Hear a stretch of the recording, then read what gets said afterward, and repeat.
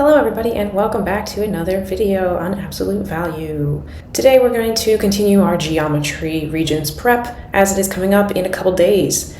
We're going to talk about some very important things today, including triangles, which appear the most on Geometry Regents. You'll see them in proofs, you'll see them in short answer, in multiple choice questions, and so let's just get right into it and go over as many questions about triangles as we can. So here we're going to start with our special triangles. Here we have this right triangle ABC, where the angle here is a right angle, 90 degrees. This is 30 degrees. And we know that this side BC is 6 square root of 3.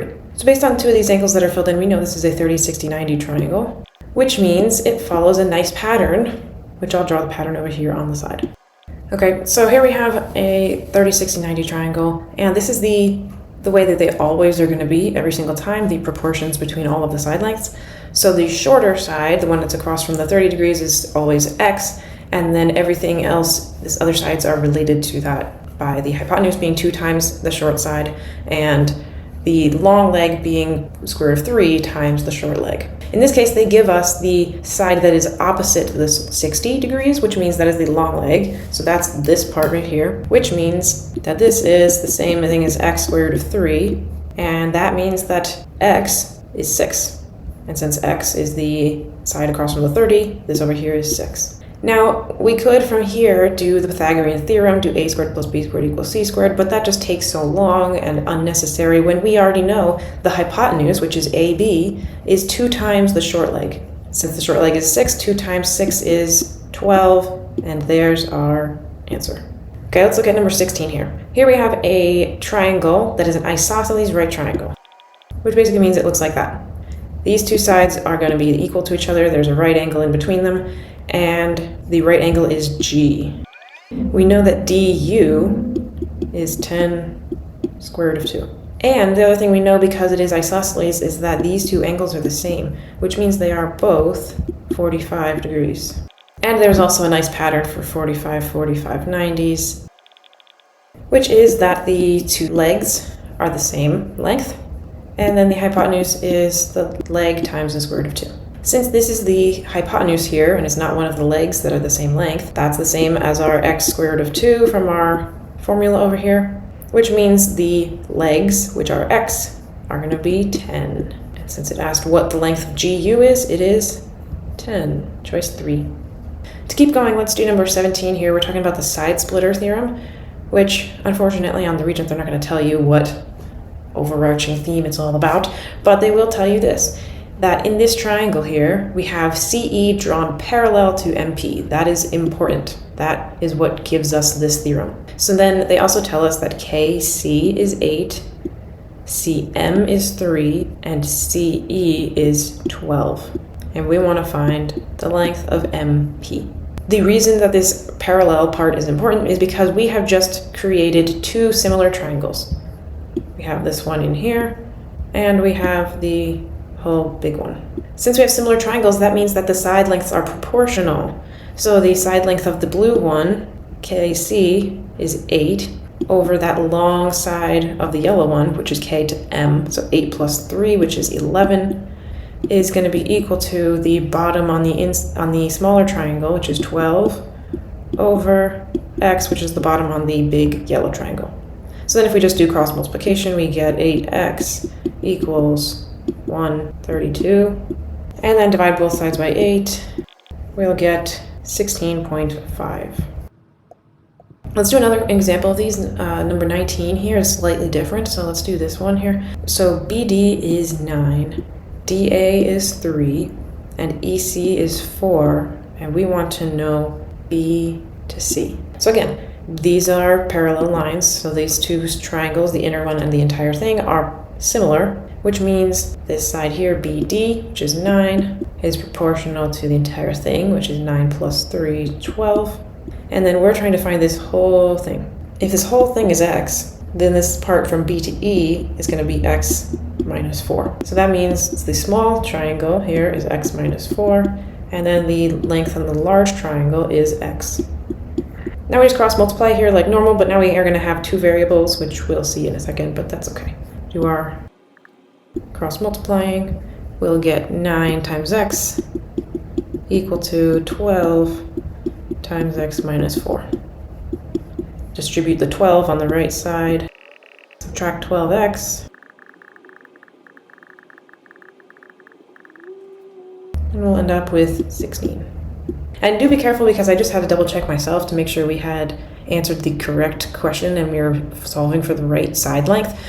Be careful where you make your variables, because if you decide to make BE your variable x, then you do have to do a little bit of work at the end in order to get that BC length. But I did make what we were looking for my variable in this case, so it works. All right, let's do some more triangle work here, looking at the angles, the interior and exterior angles of the triangle. All right, so now we have this isosceles triangle AHP, where AH is congruent to PH, and AH is extended through H to point C. Angle A is 2x plus 12, angle P is this. What is the measure of this angle? So this is kind of how the exterior angles work for this. There are multiple ways to figure this out, but there's also a shortcut way where we know that this angle is just going to be this one plus this one. And in this case, we also know that these two angles that I put in green are going to be the same. They're going to be equal to each other. So we can solve for the x and figure out how big those angles actually are by just setting them equal to each other. So now we found that x equals 20. So we can plug that back into these and see how many degrees each of these angles are. So this one over here is going to be 2 times 20, which is 40, plus 12, which is 52, which means this one's also going to be 52. But we can check that by doing 3 times 20, which is 60, minus 8, which is also 52. And then, like I said, this angle out here, this CHP angle, is just going to be the sum of those. So 52 plus 52 is 104. So here we have a more theoretical question about talking about the triangles and these lines. But they tell us that CD is parallel to AB, and that CB bisects ABD. So what that means is that these two angles are the same, because angle ABD is bisected, so that divides that angle into two equal angles. Also, the fact that we know that these two lines are parallel, we also know that this angle ABC is equal to that angle. They're congruent as well. So now really all three of these angles are congruent to each other. Since we know that angle C and angle CBD are congruent, that means that this right here is an isosceles triangle, which is option 4. Let's go on to this one right here, number 24, talking about triangle inequality theorem. So we know that all three sides of a triangle have a particular relationship between them, where A plus B has to be less than or equal to C.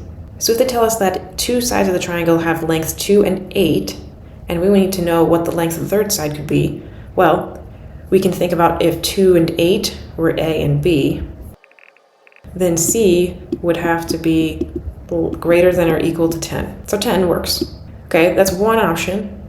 There's another option. It's possible that 8 is the C, right? So if we have 2 plus B less than or equal to 8, and we subtract 2 from both sides, we get that B would need to be less than or equal to 6. So it's either got to be greater than or equal to 10 or less than or equal to 6. So these ones are good, this one is good. 7 is the only issue, because 2 plus 7 would get us to 9 as greater than the third side. Going on to number 25, here we're talking about midsegments. And midsegments are special in that the midsegment, or DE here, is exactly half the length of that bottom line AC. So in this case, we know that DE times 2 would get us to AC. If we distribute the 2, we get that, and let's just solve for x. And we will get 11 for x. But look, 11 is not an answer choice. Well, that makes sense, because remember, we just found x. We didn't find the actual answer. The answer here that we're looking for is what is DE. DE is x plus 3. Since x is 11, 11 plus 3 is 14. Choice 2 is our answer. Let's finish off with a few more here. So here we have midsegments DE, EF, and FD. We know that CA is 14, CB is 20, and FB is 9. We want to find the perimeter of DEFA. We want to find the perimeter of that. Well, the nice thing about these is that when you have midsegments that divide up the triangle like this, every one of these 4 triangles are congruent to each other. They're just slightly turned around. Okay, so we know that the bottom of this CDE triangle, this right here, is the same as this. So this right here is 9. We also know that this over here is the same because it's a midsegment and it divided this into 2 equal parts. Now we also know that this vertical part here is 7 because, again, the midsegment DE divided AC into 2 equal parts. And then same thing over here, this is also 7. So perimeter would be 9 plus 9, which is 18, plus 7 is going to be 32. One more problem here. This one is talking about centroid, which a centroid cuts each median in 2 to 1.